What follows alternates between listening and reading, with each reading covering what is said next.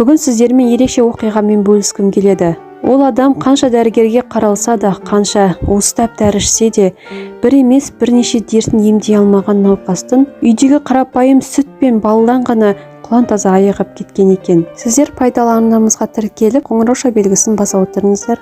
Сонымен әңгімесін былай деп бастайды. Жас ұлғайған сайын адамды айналдырған ауру да көбейе түседі екен. Содан дәрігерге жүгіріп емші жағалау басталады. Бұл мектептен мен де өттім дейді. Соның қай-қайсында да еститінім ағза қалдықтарға толып қалған. Тазарту керек деген сөз. Бірақ көмектесе аламын дегендердің ешқайсысы да ойымдағыдай жәрдем бере алмады. Сандалудан шаршаған мен ағзаны тазартудың жолын өз бетімше іздей бастадым. Біреулер аурудан айығу үшін өз зәрін ішсе, екіншілері тамақ ішкен сайын клизма жасап әуреге түсетін көрінеді. Маған оның бірі де ұнамады. Мен тез көмектесетін әрі үй жағдайында жасауға болатын халықтық ем түрін таңдадым. Көнеден келе жатқан емнің бірінде 3 литрлік банкаға 300 грамм бал салу керектігін жазыпты. Үстіне жуып, құрғатыла сүртілген 6 жұмыртқаны бүтіндей тастадым. Және үстіне 1,5 литр сүт құйдым. Бетін дәкемен жауып 10-12 күнге жылы жерге қойдым. Бұл арада жұмыртқа қабығы жұқа болып тесіліп, ішіне сүт пен бал кіре бастады. Ақуызы сұйық тартып, сарыуыз қоюланып кетті.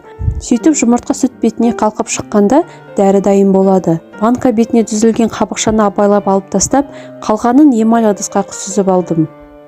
Сонда дәкеде сүзбе мен сары уызы көрінген жұмыртқа қалады. Оны тастауға болады. Ал сүзіліп алынған қоймалжынды тоңазытқышқа сақтап, күніне 3 рет астан бұрын 1 шай қасықтан ішіп тауыстым. Ас ауқатымды бұрынғысынша ішіп жүре бердім. 1 ай өткенде бетімдегі дақтардың білінбей қалғанын байқадым. Сонда барып әлгі дәрін ішкеннен кейін майлы жегенде сыздап шыға келетін бауырдың соңғы күндері ауырмайтынын, бүйректің сыздамайтынын, асқазанның қыжылдамайтынын, іш қатпайтынын түсіндім.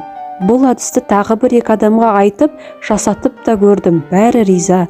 Мен осылай емші тәуіп, тіпті уыстап ішкен дәрі көмектеспеген дертімен өзім айықтым дейді Жарасқасым Ауырмаңыз газетіне жазған мақаласында. Осы қарапайым үйде кездесетін дүниелермен сіз де жасап көріңіз, бәлкім Алла шипасын беретін болар. Ауырып дәрі іздегенше ауырмайтын жол іздейік. Біздің арнамыздағы денсаулыққа басқа да пайдалы ақпараттарды тыңдап көріңіздер. Және каналымызға жазылуды ұмытпаңыздар. Біз басқа да пайдалы ақпараттар беретін боламыз. Және өзіңіздің не жайлы білгіңіз келеді комментарийға жаза кетіңіз.